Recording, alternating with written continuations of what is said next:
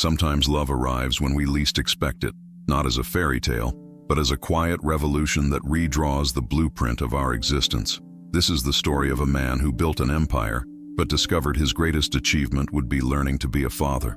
Between boardrooms and children's bedrooms, between spreadsheets and bedtime stories, follow a journey where two lost souls find not just a home, but a true family. Subscribe to the channel and let us know in the comments where you're watching from. Marcus Sterling adjusted his Hermes tie for the third time as he stepped out of his black Mercedes onto the rain-slicked streets of the Bronx. At 38, he commanded boardrooms with the same precision he applied to everything else in his meticulously ordered life. His Armani suit felt out of place in this neighborhood, but the quarterly inspection of his commercial properties was non-negotiable, even at 11 p.m. on a Tuesday. The sound hit him first, a soft whimpering that seemed to come from the narrow alley between two of his buildings. Marcus paused, his hand already reaching for his phone to call security, when he heard it again, children crying. Against every instinct that had made him successful, he turned toward the sound. Two small figures huddled behind a dumpster, barely visible in the harsh glow of the streetlight. Twin girls, perhaps 6 years old, their identical faces streaked with tears and dirt. They wore mismatched clothes, one in a torn pink dress, the other in jeans too big for her tiny frame. Both shivered in the October cold. The bolder of the two, clutching a crumpled piece of paper, looked up at him with eyes too old for her face. "Are you going to call the police?" she asked with a matter-of-fact tone that made Marcus's chest tighten. "What are you doing out here?" he found himself asking, his usual commanding voice softening despite himself. The girl, Emma, he would later learn, held out the paper. The handwriting was shaky, desperate. "I can't take care of them anymore. Please help them." That was all. The quieter twin pressed herself against her sister's back, thumb in her mouth, watching Marcus with wide, frightened eyes. Grace, though he didn't know her name yet, whispered something about being scared of the dark. Marcus knelt in the puddle, ruining his $1,000 shoes without a second thought. "What are your names?" "Emma," the brave one replied. "This is Grace. She doesn't talk much to strangers." "Where's your mother?" Emma's small shoulders sagged. "She left us here yesterday. Said she'd come back." "But," she trailed off, the adult realization heavy in her child's voice. Marcus had built his fortune on calculated risks, but nothing had prepared him for this moment. Two children, abandoned and vulnerable, looking at him like he held the power to save or destroy their world. His penthouse apartment flashed through his mind, sterile, silent, designed for a man who had never needed anyone. "Are you hungry?" he asked. Both girls nodded. 20 minutes later, Marcus found himself in the surreal situation of buckling two frightened children into the back seat of his Mercedes. Emma peppered him with questions. "Where are we going? Are you nice? Do you have food?" While Grace remained silent, clutching a dirty stuffed rabbit he hadn't noticed before. His Upper East Side penthouse had never felt more cavernous than when he opened the door and heard their small gasps echo through the marble foyer. Emma immediately began exploring, her survival instincts making her catalog every exit and hiding spot, while Grace stayed pressed against the wall near the door. "It's really big," Emma whispered, as if afraid her voice might break something valuable. Marcus watched them through the kitchen doorway as he attempted to heat up leftover Chinese food, the only thing in his pristine refrigerator besides champagne and energy drinks. Grace had settled on the floor, making her stuffed rabbit hop across the expensive Persian rug, while Emma stood at the floor-to-ceiling windows, looking out at the city lights. "Do you live here all by yourself?" Emma asked when he brought them plates of lo mein. "Yes. Doesn't it get lonely?" The question hit him unexpectedly. He'd been alone for so long that loneliness had become background noise like the hum of the air conditioning. "I stay busy," he said. Emma nodded sagely, as if this made perfect sense. "Mama used to say staying busy keeps the sad away." They ate in relative silence, the girls sitting on his leather sofa with their legs swinging, not quite able to reach the floor. Marcus found himself studying them, the way Emma cut her food into tiny, even pieces, how Grace kept glancing toward the door as if expecting someone to burst through it. When Grace fell asleep against the sofa cushions, still holding her rabbit, Marcus carried her to the guest bedroom. She was lighter than he'd expected, her breath warm against his neck. Emma followed, suddenly looking very young and uncertain. "Are you going to leave us too?" she whispered in the doorway. The question pierced through his carefully constructed emotional walls. Marcus had spent years perfecting the art of not caring too deeply, of maintaining professional distance from everything and everyone. But something in this little girl's voice, the resignation mixed with desperate hope, made his chest ache in a way he'd forgotten was possible. "Not tonight," he said, and meant it. As Emma settled next to her sleeping sister, Marcus found himself sitting on the edge of the bed, watching over them both. The city hummed 47 floors below. His empire continued its 24-hour operations, but for the first time in years, none of that seemed to matter. These two small beings had stumbled into his ordered world and somehow made it feel incomplete without them. Grace stirred in her sleep, reaching out instinctively. Emma took her hand without waking, and Marcus realized he was witnessing something he'd never had, the unconditional love of family. He stayed there until dawn, watching them breathe, wondering how two lost children had managed to find the one thing his billions couldn't buy, the courage to trust again. The private investigator's report arrived 3 days later, thick with documentation that would change everything. Marcus read it twice in his office, the words blurring as their meaning sank in. Sarah Mitchell, 29, died of an overdose 3 months ago. The twins had survived alone in their condemned apartment until eviction, living on cereal and whatever Emma could steal from corner stores. But it was the final page that made his hands shake. DNA results confirming what his heart had somehow already known. Emma and Grace were his daughters. He remembered Sarah now, a brief relationship 7 years ago, passionate but turbulent. She disappeared without explanation, and he'd been too busy building his empire to pursue answers. The birth certificates listed father unknown, but the genetic evidence was undeniable. Marcus stared at his reflection in the office window, seeing his own eyes looking back from two small faces down the hall. Emma was methodically organizing his book collection by size rather than subject, while Grace had built a fort under his conference table with throw pillows from the lobby. "Mr. Sterling?" His assistant knocked tentatively. "Catherine Walsh from Child Protective Services is here for the scheduled home visit." Catherine Walsh was everything Marcus expected. Efficient, skeptical, and armed with a clipboard that seemed to contain his entire life reduced to checkboxes. She was a woman in her 50s who had seen too many wealthy men try to buy their way out of responsibility. "Two traumatized children require stability, Mr. Sterling, not novelty." She watched Emma attempt to make Grace laugh by balancing spoons on her nose. "Your work schedule shows 18-hour days. When exactly do you plan to parent?" "I'm making adjustments," Marcus said, though even he could hear how inadequate that sounded. "Are you?" Catherine's pen hovered over her forms. "Yesterday you missed Emma's first day of school because of a board meeting. Grace had 3 panic attacks this week when you were traveling. These girls need consistency, not crisis management." The words stung because they were true. Marcus had hired the best nannies money could buy, enrolled the girls in Manhattan's most prestigious private school, and filled their days with structured activities.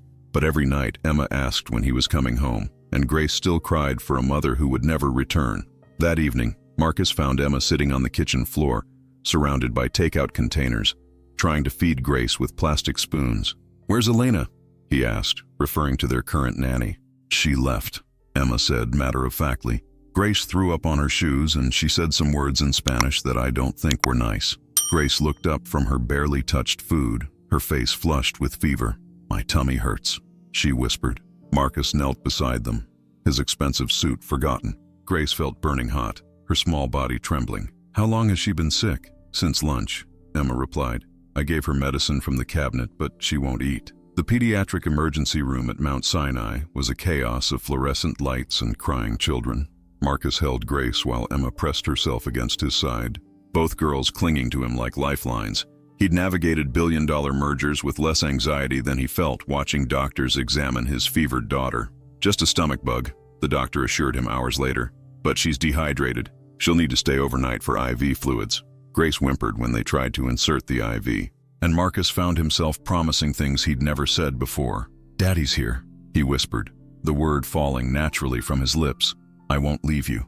Emma curled up in the hospital chair beside Grace's bed while Marcus kept vigil. Somewhere around 3 a.m., Grace's fever broke and she opened her eyes to find him still there. "You stayed," she said, wonder in her small voice. "I told you I would.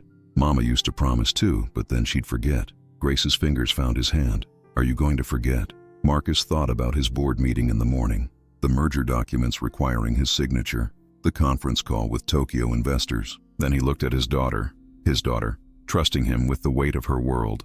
"No," he said, "I won't forget." He canceled everything. For the first time in his career, Marcus Sterling put someone else's needs before his own ambitions. The business world could wait, his girls couldn't. When Grace was released the next afternoon, Emma surprised him by throwing her arms around his waist. "Thank you for staying," she said into his shirt. "Thank you for being our dad." The words settled around him like a mantle he was only beginning to understand how to wear. The first crisis of confidence came disguised as the biggest opportunity of Marcus's career. The Blackwood Industries merger, worth $2.8 billion, required his personal presence in London for 3 crucial weeks. His board members made it clear. This deal would either cement his legacy or mark the beginning of his downfall. "The Japanese investors won't negotiate through intermediaries," Richard Blackwood explained during an emergency board meeting. "They want to look you in the eye, Sterling. Old school trust." Marcus nodded, already calculating logistics, the best nannies, perhaps a tutor to maintain the girls' routine. Emma was finally settling into her new school, making friends with her characteristic determination. Grace had stopped having daily meltdowns, though she still slept with the lights on. "When do we leave?" he asked, then caught himself. "When do I leave?" "Tomorrow morning. First flight to Heathrow." That evening, Marcus sat both girls down in the living room, their faces expectant in the soft lamplight.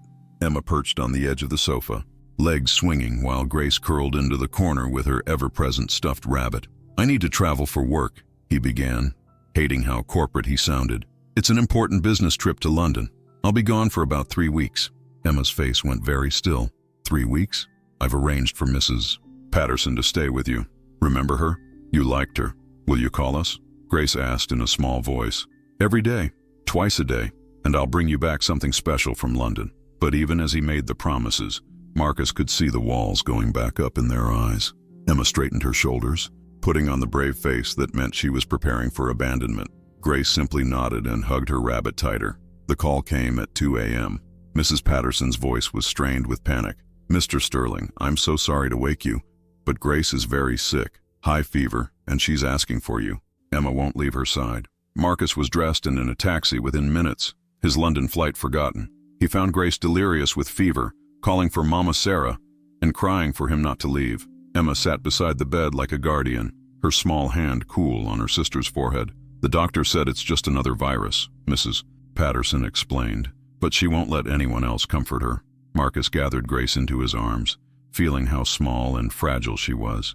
Her fever-bright eyes found his face, and she whispered, "Daddy, you came back. I'm here, sweetheart. Don't go to London. Please don't go." Her voice broke with exhaustion and fear. "Everyone always goes away." Emma appeared at his elbow, her face serious beyond her years. "If you leave now, she might die like Mama did, and it'll be your fault." The words hit him like physical blows.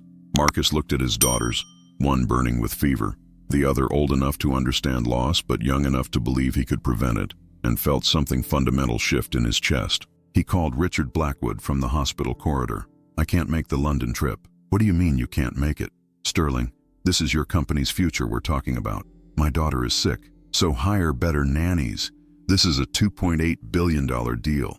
Marcus watched through the window as Emma fed Grace tiny spoonfuls of ice chips, her 6-year-old face intense with concentration.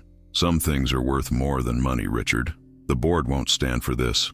You're putting your personal life before your fiduciary duty. Then I guess I'll have to live with their disappointment." He hung up and returned to his daughters. Grace's fever broke at dawn, and she opened her eyes to find him still there, rumpled and unshaven, but present. Emma had fallen asleep against his shoulder, her trust implicit in the way she'd let herself be vulnerable. The fallout was immediate. The board called an emergency meeting. 3 major investors pulled their funding. Industry magazines ran speculative pieces about his personal instability. But for the first time in his adult life, Marcus Sterling slept through the night without checking his phone, lulled by the sound of his daughters breathing safely in the next room. The custody hearing felt like a trial for his soul. Catherine Walsh sat across the courtroom with her stack of evidence documenting every missed school event, every nanny who had quit, every time business had taken precedence over bedtime stories. "The court must consider what's truly in these children's best interests," she argued, her voice carrying the weight of genuine concern. "Mr. Sterling is a good man who acted heroically in rescuing Emma and Grace, but good intentions don't qualify someone to raise traumatized children." Marcus's lawyer had prepared him for this, but hearing his failures cataloged so clinically still felt like being flayed alive. Yes, he'd missed Emma's school play for a merger meeting. Yes, Grace had been with nannies more than with him in her first month home.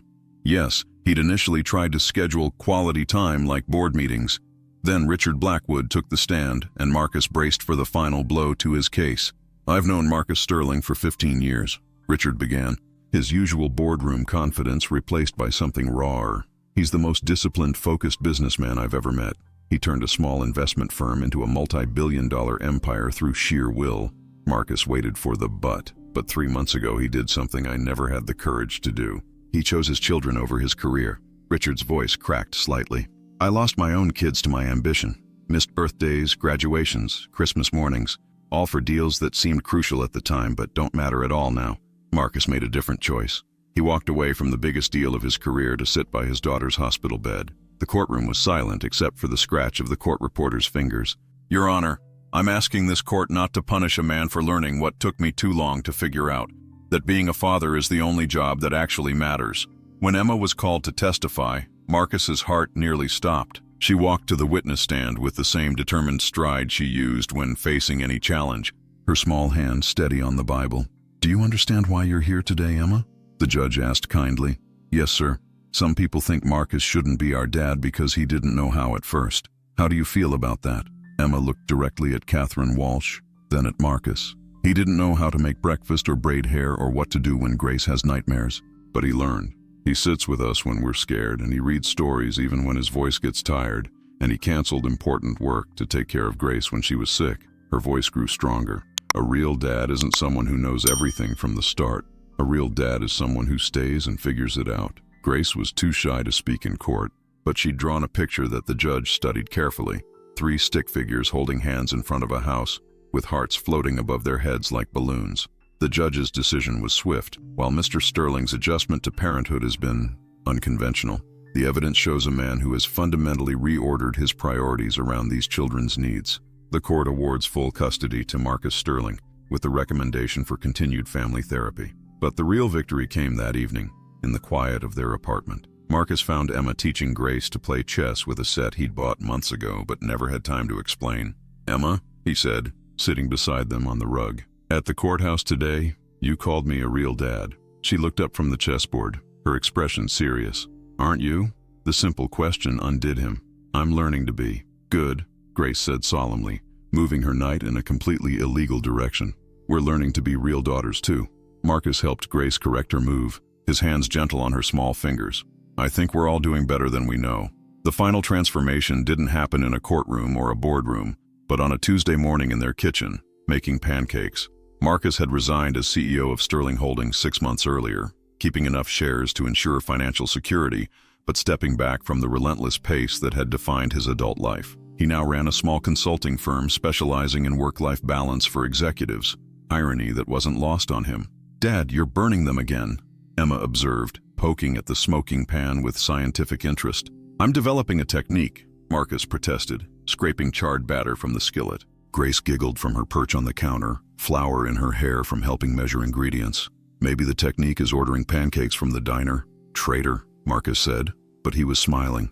These Saturday morning cooking disasters had become sacred ritual, chaos and laughter filling the kitchen in ways his sterile penthouse never could. The apartment they'd moved into was smaller than his old place but felt infinitely larger. Emma had chosen it because the bedrooms are close together, and Grace had approved of the window seat where she could watch birds in the courtyard below. Dad? Emma said as she flipped a pancake with more skill than he possessed. Jenny at school asked if you're our real dad or our adopted dad. Marcus paused, spatula halfway to the pan. Even now, 18 months later, these moments could still catch him off guard. What did you tell her? I told her you're both. Emma's matter-of-fact tone belied the complexity of the answer. You're our real dad because you take care of us, and you're our adopted dad because you chose us and we chose you back. Grace nodded enthusiastically. And I told my teacher that some families are born and some families are made, but they're all real if they love each other. The simple wisdom of children continued to amaze him. Marcus had spent years building walls between his professional and personal life, compartmentalizing emotions like line items in a budget. But fatherhood had taught him that love wasn't a weakness to be managed. It was a strength that gave meaning to everything else. His phone buzzed with a text from Richard Blackwood. Dinner Sunday? Sarah wants to meet the girls. Richard had been fighting for custody of his own children since the merger fell through, and Marcus had become an unlikely ally in helping him rebuild those bridges. Can we plant the tree today? Grace asked, interrupting his thoughts. They'd been planning this for weeks. A small ceremony to mark their official adoption anniversary. The girls had chosen a cherry tree because It makes pretty flowers and also food. According to Emma's practical logic, the courtyard behind their building was nothing fancy, but it got good afternoon sun. Marcus watched as Emma carefully measured the depth of the hole they dug, while Grace arranged the root ball with gentle precision. They worked together with the unconscious coordination of siblings who had learned to depend on each other. "Make a wish," Emma instructed as they patted soil around the young tree's base. Marcus closed his eyes but realized he had nothing left to wish for. 2 years ago, he'd had everything money could buy, but nothing that truly mattered. Now he had everything that mattered most. "What did you wish for, Dad?" Grace asked. "That we keep growing together, just like this tree." Emma rolled her eyes at his sentimentality, but she was smiling. "That's not how wishes work. You're supposed to want something you don't have yet." "Then I wish for more Saturday morning pancake disasters," Marcus said solemnly. "That's a terrible wish," Grace giggled. "We'll never learn to cook properly. Some things are perfect just the way they are." As evening fell, they sat on the apartment's small balcony, watching their tree catch the last light of day. Emma was curled against his left side, reading a book about space exploration. Grace leaned against his right shoulder, humming softly as she colored in a sketch pad. The city hummed around them, millions of people pursuing their own versions of success and happiness. Once Marcus had measured his worth by the height of his building and the size of his bank account. Now he measured it in Emma's laugh when she beat him at chess, in Grace's trust when she fell asleep in his arms, in the ordinary miracle of being needed by people who chose to love him back. His phone remained silent on the coffee table, ignored for once. Tomorrow would bring its own challenges: a school conference with Emma's teacher, Grace's dance recital, the quarterly report for his consulting firm. But tonight he was exactly where he belonged. "Dad," Grace said sleepily, "do you ever miss your old life?" Marcus looked at his daughters, their faces soft in the lamplight, their trust in him absolute despite all his early mistakes. He thought about his empty penthouse, his 18-hour workdays, the hollow achievement of building an empire with no one to share it with. "No," he said, and meant it completely. "This is the life I was always supposed to have. I just needed you two to help me find it." Emma looked up from her book. "We needed you too, you know, to help us remember how to be a family." Grace nodded against his shoulder. "We're good at it now, aren't we?" Marcus tightened his arms around them both. These two remarkable girls who had wandered into his ordered world and transformed it into something beautiful and chaotic and utterly perfect. "We're the best," he said. And for the first time in his life, Marcus Sterling knew without question that he was exactly who he was meant to be.